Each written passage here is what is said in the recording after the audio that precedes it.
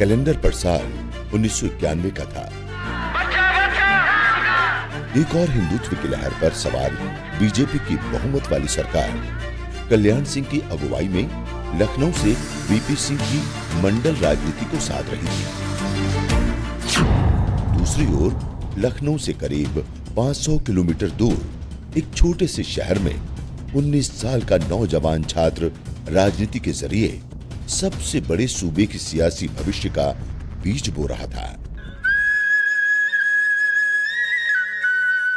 University में छात्र संघ के चुनाव हो रहे थे और 19 साल का ये नौजवान चुनाव लड़ना चाहता था, लेकिन अखिल भारतीय विद्यार्थी परिषद ने टिकट नहीं दिया। खेलने कूदने की उम्र से ही राजनीतिक रुझान रखने वाले इस युवा ने जिद नहीं छोड़ी, निर्दलीय चुनाव मैदान में कूद पड़ा और वही हुआ जिसका साथियों को अंदेशा था।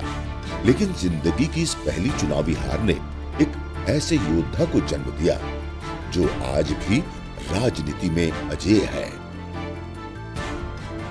कहानी है सियासत के एक योगी की, वो योगी जो सनातनी परंपरा पर आगे बढ़ते हुए दुनिया के बंधन, मोह और माया को त्याग कर संन्यास ले लेता है, वो भी महज 22 साल की उम्र में।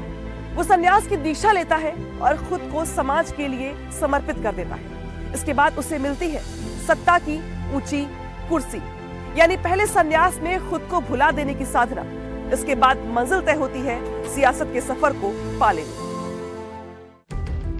यहीं से शुरू होती है पंचूर के अजय सिंह बिष्ट के गोरक्ष पीठाधीश्वर योगी आदित्यनाथ बनने की कहानी।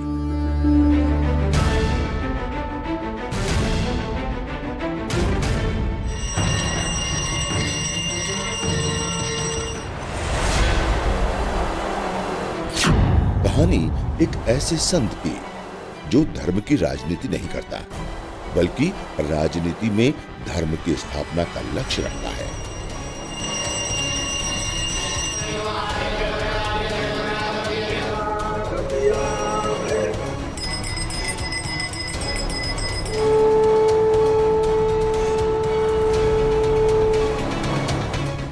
मैं आदित्यनाथ योगी। तब उत्तराखंड अलग राज्य नहीं बना था और ये गढ़वाल उत्तर प्रदेश का ही हिस्सा था और इसी जिले के पंचूर गांव में एक राजपूत परिवार था, फॉरेस्ट रेंजर आनंद सिंह बिष्ट का। उत्तराखंड में योगी आदित्यनाथ का बचपन जिन गलियों में बीता, जिस घर में वो रहे, उस पंचूर गांव में उसी जगह हम मौजूद हैं जहां पर योगी आदित्यनाथ ने अपने बचपन के वक्त में रह करके यहां पर शिक्षा और दीक्षा हासिल की। बात 1972 की है। आनंद सिंह बिष्ट के घर एक बालक का जन्म हुआ। पिता आनंद सिंह बिष्ट और मां सावित्री देवी ने नाम दिया अजय सिंह बिष्ट। 7 भाई बहनों के परिवार में अजय 5वें नंबर पर है, लेकिन शुरू से ही अजय का बड़ी बहन से विशेष स्नेह रहा। योगी आदित्यनाथ के गांव पंचूर में इस वक्त हम मौजूद हैं और उनके ताऊजी के लड़के बचन सिंह बिष्ट साहब हमारे साथ हैं। इन्हीं गलियों में, इन्हीं जगहों पर योगी आदित्यनाथ का बचपन आपके साथ बीता है। किस तरीके से योगी आदित्यनाथ बचपन में थे? आप उनके ताऊजी के लड़के हैं, आपसे छोटे हैं, वो छोटे हैं। बचपन में कैसा रहा? आप लोग साथ जाया करते थे स्कूल? नहीं, हम दूसरे स्कूल में पढ़ते थे, वो दूसरे स्कूल में पढ़ते थे। अब घर में काम है तो गायों को घास भी डालना है, साफ सफाई भी करनी है घर की, तो घर में तो बहुत काम हो जाते हैं। जब आदमी रहता है घर में तो सब काम, पढ़ाई भी करनी है, घर के काम भी करने हैं। मतलब अंदर से बचपन से ही एक इच्छा शक्ति थी कि मुझे करना है। हाँ, करना है। ये ठाना हुआ था उन्होंने? ये ठाना हुआ था। मां सावित्री देवी से अक्षर ज्ञान सीखने वाले अजय की शुरुआती पढ़ाई गांव के पास के ही स्कूल से हुई। तब का पंचूर गांव आज की तरह नहीं था। पहाड़ी गांव की दुश्वारियां भी थी और उन्हीं मुश्किलों के बीच अजय रोजाना बड़ी बहन की उंगली पकड़कर स्कूल तक का सफर तय करते थे।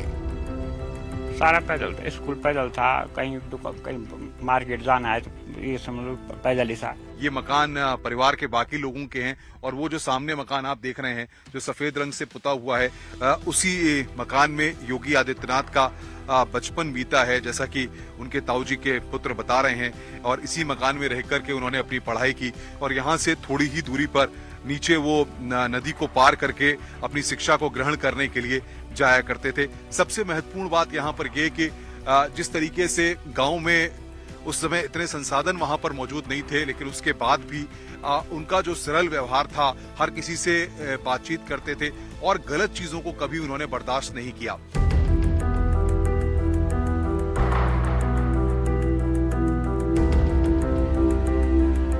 लेकिन दूसरे बच्चों की तरह अजय का झुकाव पढ़ाई के साथ खेलकूद की तरफ भी था। लेकिन वक्त के पाबंद अजय के लिए स्कूल में अनुशासन सर्वोपरि था।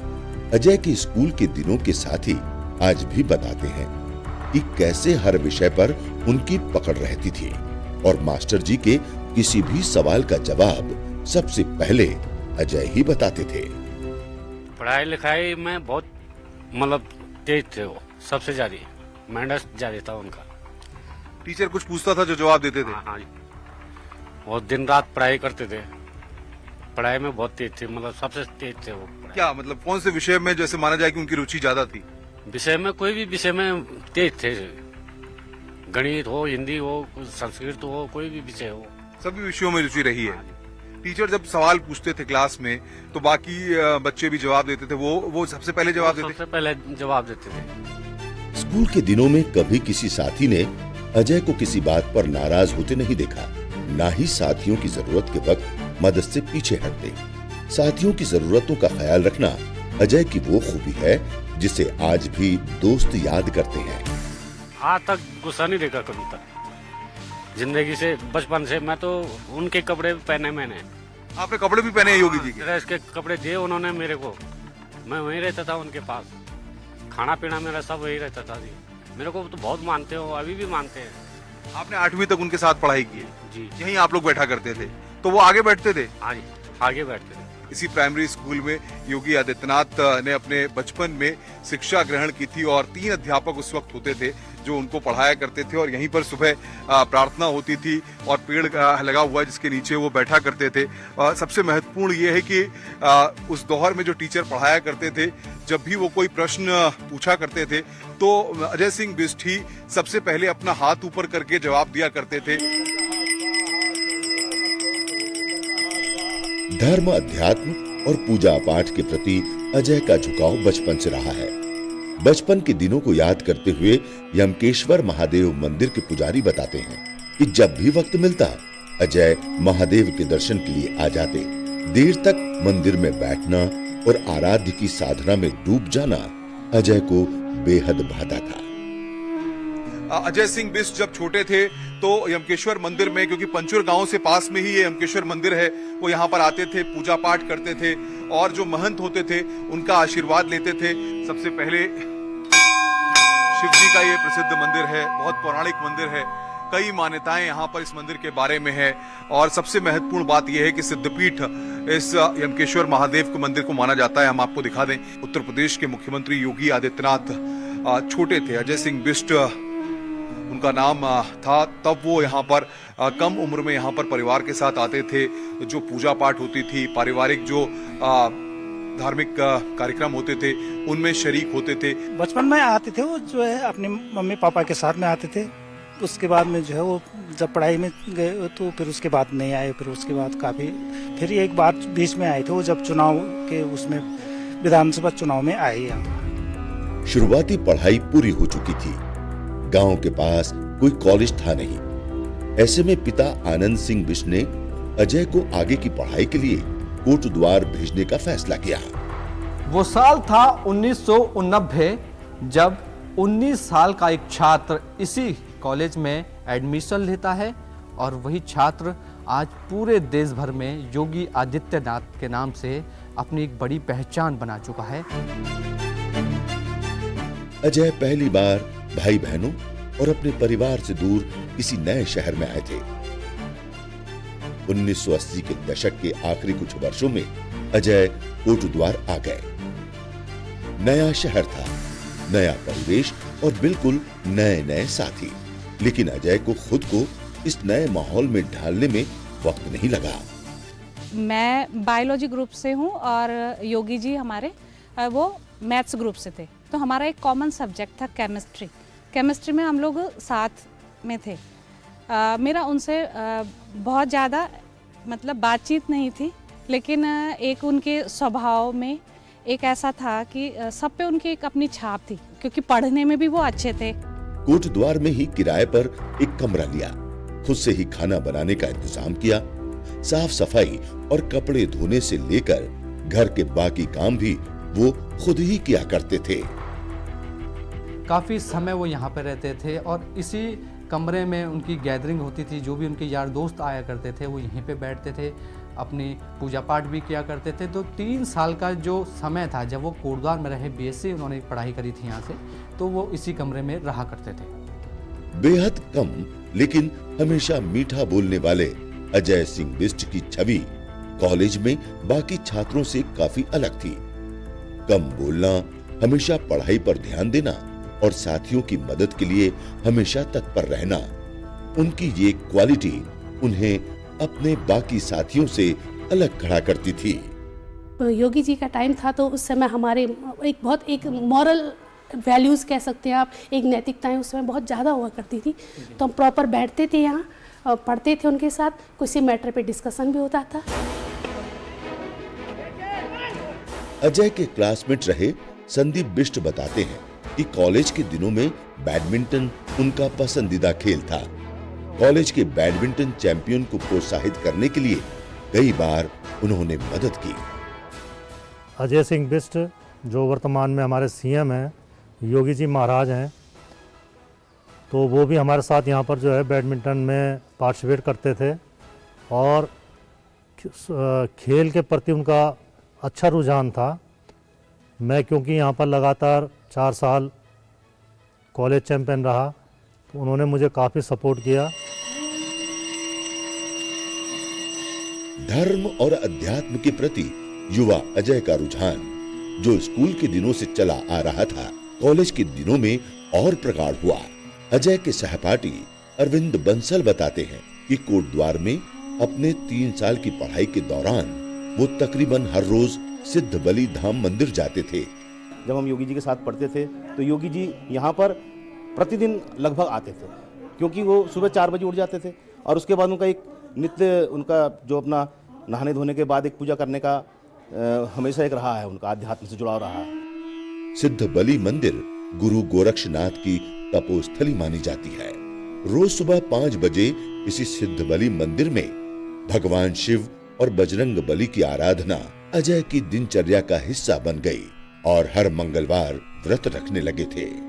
उसके बाद वो सिद्ध बलि मंदिर भी लगभग रोज ही आते थे और सुबह उसके बाद 5 बजे उठ के मंदिर आते थे। उसके बाद वो अपना हमारे साथ ऑडिटोरियम भी जाते थे। तो उनका ये नित्य और मंगलवार का उनका व्रत रहता था। कहते हैं अध्यात्म और खास तौर पर गोरक्षनाथ पीठ की तरफ अजय का झुकाव इन्हीं 3 सालों में और मजबूत हुआ था। दूसरी तरफ युवावस्था की शुरुआती दिनों से राष्ट्रीय स्वयं सेवक संघ की शाखा में जाने वाले अजय का रुझान राजनीति की ओर अब खुलकर दिखने लगा था।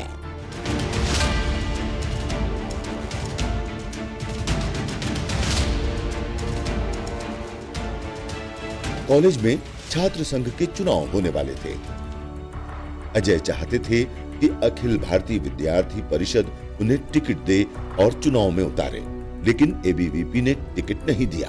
अजय ने चुनाव लड़ने की ठान ली थी, लिहाजा निर्दलीय ही मैदान में कूद पड़े। ज्वाइंट सेक्रेटरी पद के लिए पर्चा भरा और हमारी इसमें ज्वाइंट सेक्रेटरी के लिए वो चुनाव पद पे भी खड़े हुए थे। तो हम चाहते थे कि ये जीते, हमने भी उनका पूरा सहयोग दिया, साथ दिया। सन 91 में उन्होंने इलेक्शन के लिए भी वो सेक्रेटरी पद के लिए वो उठे थे। सहपाठियों के बीच में वह लोकप्रिय थे। यह बात अलग है कि पार्टी का बैनर न मिलने, अखिल भारतीय विद्यार्थी परिषद का बैनर न मिलने के कारण वो उस चुनाव को जीत नहीं पाए। तब मैं छात्र संघ अध्यक्ष हो गया था। वो चुनाव लड़े थे, मैं अपने विद्यार्थी परिषद के पैनल से उनको चुनाव लड़ाना चाह रहा था, लेकिन हमारी पार्टी के लोगों का ये मत था कि पद्मेश बुढ़ाकोटी जी को चुनाव लड़ाया जाना चाहिए। योगी जी खुद चुनाव लड़ना चाहते थे, मैं अध्यक्ष का लड़ा था, वो सचिव का लड़े थे और निर्दलीय रूप से योगी जी ने नामांकन किया था। जिंदगी की पहली चुनावी हार को अजय ने कभी अपने ऊपर हावी नहीं होने दिया। लेकिन इस हार ने उनके राजनीतिक जीवन की दिशा जरूर तय कर दी।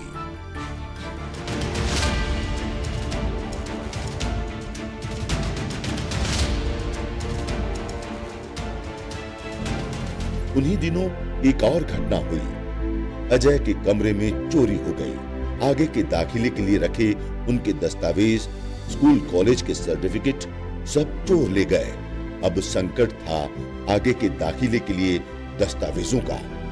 इसी सिलसिले में मदद के लिए उन्होंने गोरक्ष पीठाधीश्वर महंत अवैधनाथ से मुलाकात की। अजय गोरखपुर गए। जब वो बीएससी सेकेंड ईयर में थे तो उनके कुछ डॉक्यूमेंट्स चोरी हो गए थे, वो गांव गए थे, तो फिर पुलिस को लेके वो मेरे पास आए थे। 1989 में महंत अवैधनाथ के साथ संपर्क हुआ और 1993 में योगी गोरखपुर आ गए। करीब 22 साल के अजय सिंह बिष्ट के जीवन का योग 1994 की बसंत पंचमी को शुरू हुआ, जब महंत अवैधनाथ ने अपने उत्तराधिकारी के तौर पर उनका चुनाव किया। अजय सिंह बिष्ट का नामकरण आदित्यनाथ के रूप में हुआ और यहीं से धर्मकांड के साथ साथ सियासत के कर्म की शुरुआत हुई और यहीं से बदलने लगी थी अजय सिंह बिष्ट की दशा और दिशा। महंत अवैधनाथ से पहली मुलाकात के बाद गोरखपुर और अजय सिंह बिष्ट का रिश्ता ऐसा जुड़ा जिसने उन्हें एक नई पहचान दी, एक नया नाम दिया, योगी आदित्यनाथ।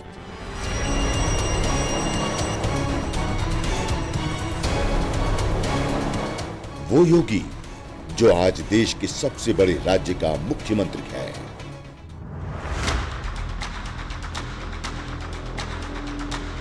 खुश हैं?